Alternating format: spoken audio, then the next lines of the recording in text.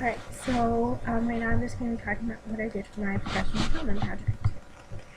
When I first started, I started with some inquiry questions and some things kind of like doing a KWL chart on what I knew about writing and what I didn't know about writing. And so my main focus was to focus on the process of writing workshop and how one goes about that process. And then also within writing workshop time, how to make it interdisciplinary. And I'll be touching more on that in a little bit. So my goal was just to gain a better understanding of how to set up my writing workshop.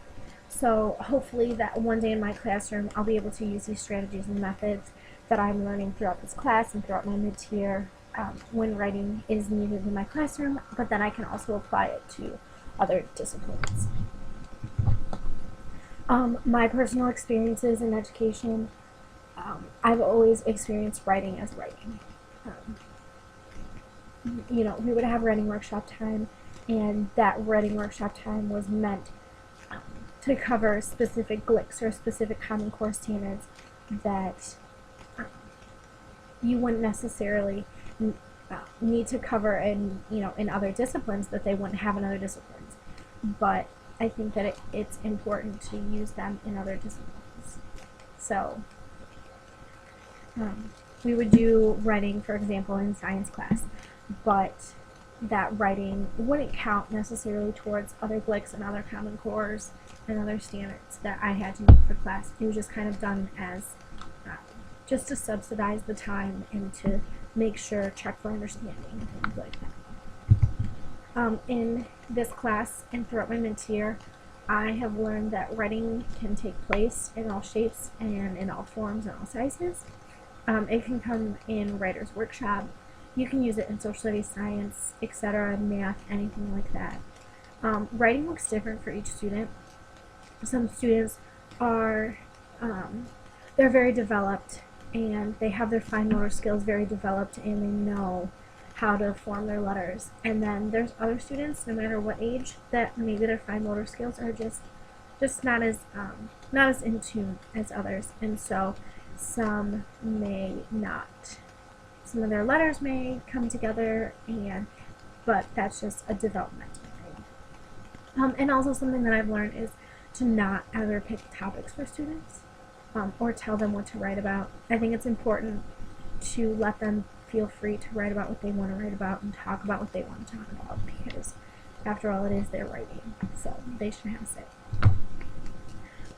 Just some things that I wanted to know more about, kind of going along with my goals, is I wanted to know how to set up writing workshop, and I also wanted to figure out different methods in teaching students writing. So methods with students who are just learning how to write, so going from drawing to writing letters to labeling, and then to maybe writing full words and full sentences, but also specifically methods on how to teach grammar, because I know that's something that still I struggle with, is putting appropriate grammar in appropriate places. So I would like more methods on that in hopes that I could gain some more knowledge on that subject as well.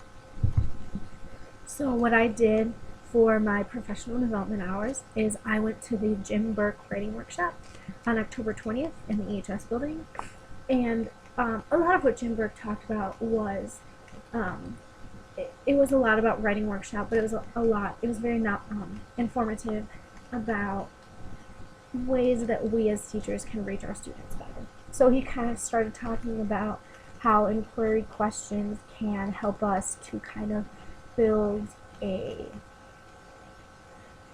specific curriculum for our students based off of what they know and what they don't know.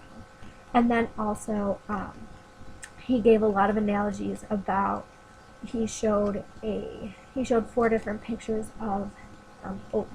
And the first picture on the left, it was Quaker oatmeal, like instant oatmeal, and the other was in like a steel can. I can't remember what it's called.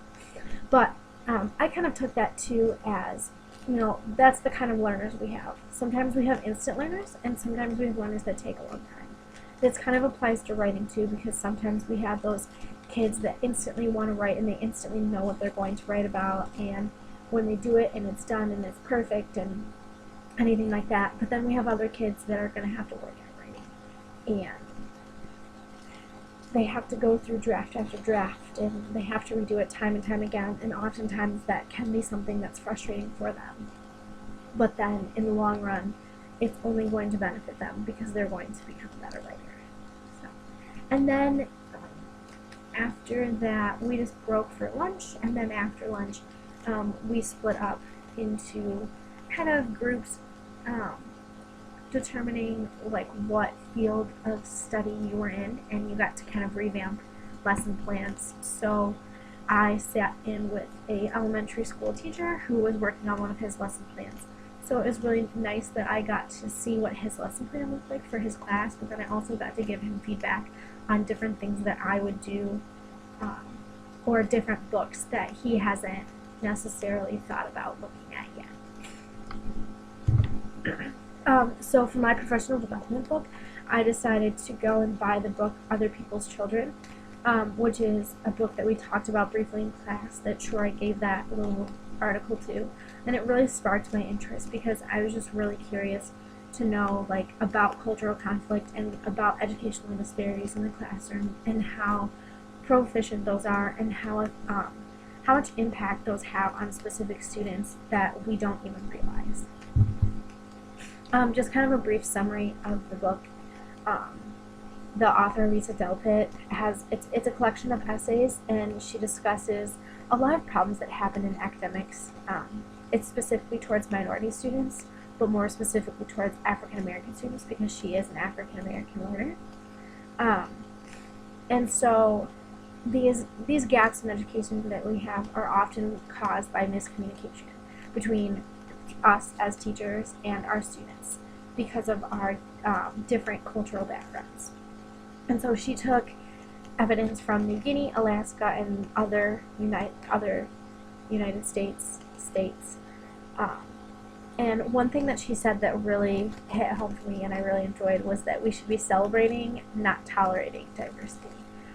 We should always be getting to know our students and know where they come from and what type of dynamic that they enjoy, because then this can not only prepare them more for their life outside of school, but also it can help us to base our instruction off of what they know and kind of like more of like what their parents know too, and so that might get parents engaged in helping their child learn through this process because they actually know, what you're teaching and they know how you're teaching because they're familiar with it. Just a few takeaways. I continuously reflect on this book, and I really enjoyed this book. So, and I just realized that a lot of problems that I've had with maybe some of my students or I saw as a student were a result of cultural conflict. And it's like I said before, we need to get to know our students, and we also need to get to know their families.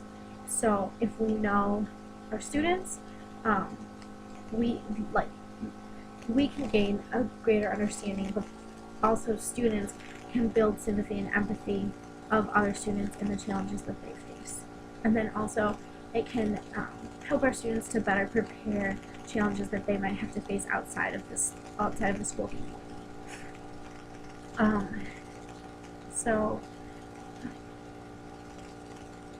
And also kind of just knowing these things, like I said, can help us be more intentional with instruction and help us to develop a curriculum that is more geared and more friendly towards our students that have different cultural backgrounds and cultural differences from one another. And that was really all of